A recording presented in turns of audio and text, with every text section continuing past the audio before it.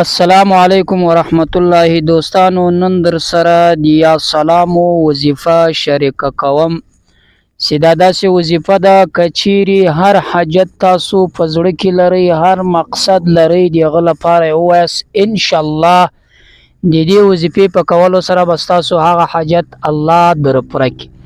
دا یا سلامو د الله تعالی له نوي نومانو څخه یو نوم ده چې یا سلامو. دا د الله تعالی نوم ده.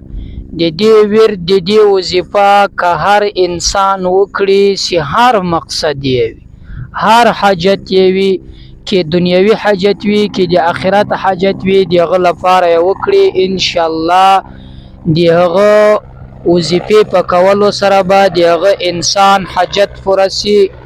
د دې وظیفې په کولو سره به د هغه انسان د زړه ارمان پوره سي او د دنیا د هر حاجت لپاره، د دنیا د هر مقصد لپاره چې انسان دا وظیفه وکړي، انشاءالله سل فصله کې زه هغه ته اطمینان ورکوم چې د دغه یا سلامو په برکت سره به یا الله د ده د زړه ارمان، د ده مقصد، د ده خواهش، د ده حاجت ورپوره کړي.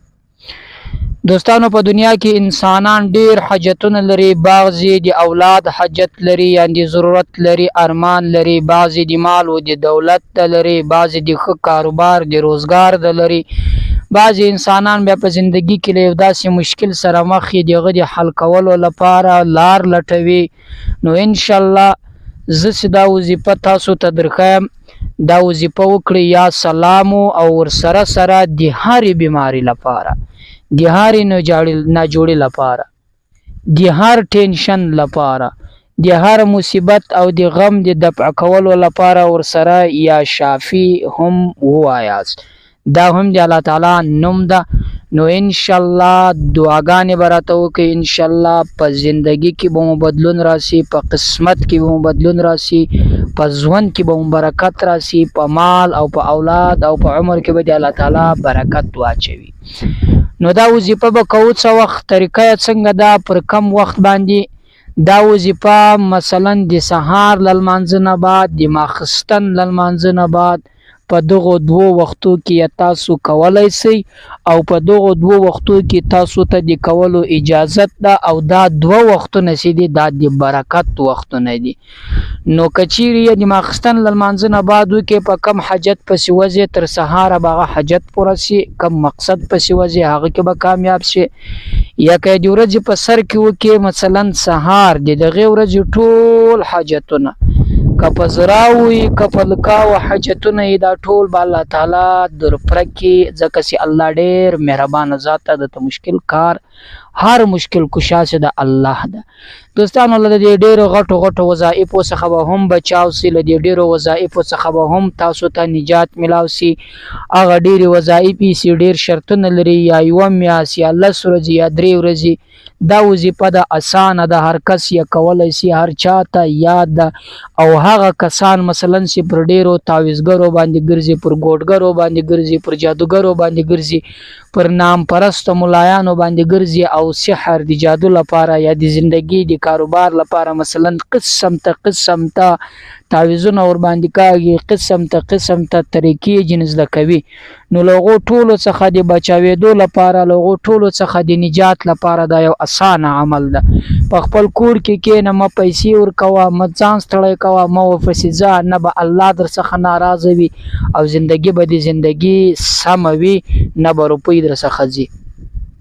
بس صرف او صرف د ماخستن له لمانځه نه بعد، د سهار له لمانځه نه بعد دا وظیفه کوه. انشاءالله که هر حاجت لري، کې د مال، کې د دولت، کې د رشتې، کې د کاروبار، د هر څه لپاره کوي، د هغه لپاره یې وکړه.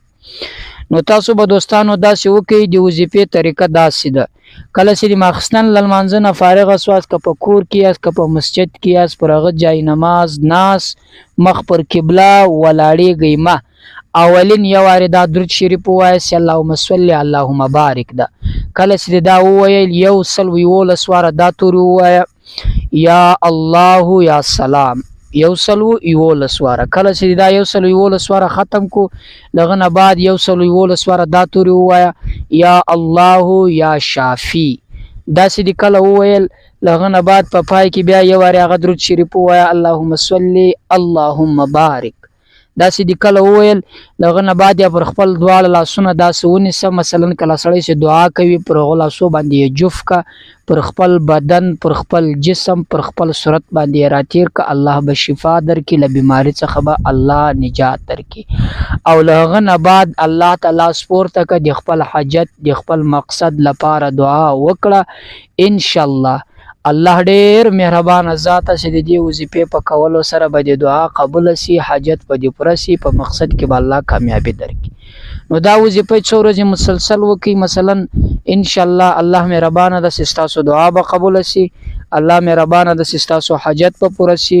دا د وخت د بزرګانو ښودل سوې وظیفه ده، ما تر تاسو در ورسوله. نو تاسو یې هم خپله عملي کړئ، تر نورو ملګرو یې هم ورسوئ، کور کې یې هم وښوئ، خپل ملګرو دوستانو عزیزانو ته یې هم وښیاست. انشاءالله ډیره بهترینه وظیفه ده. نو دا وظیفه خپله یې هم وکړئ، له نورو سره هم شریکه کړئ. پر الله مسپارم تر بلې وظیفې د خدای په امان. السلام علیکم.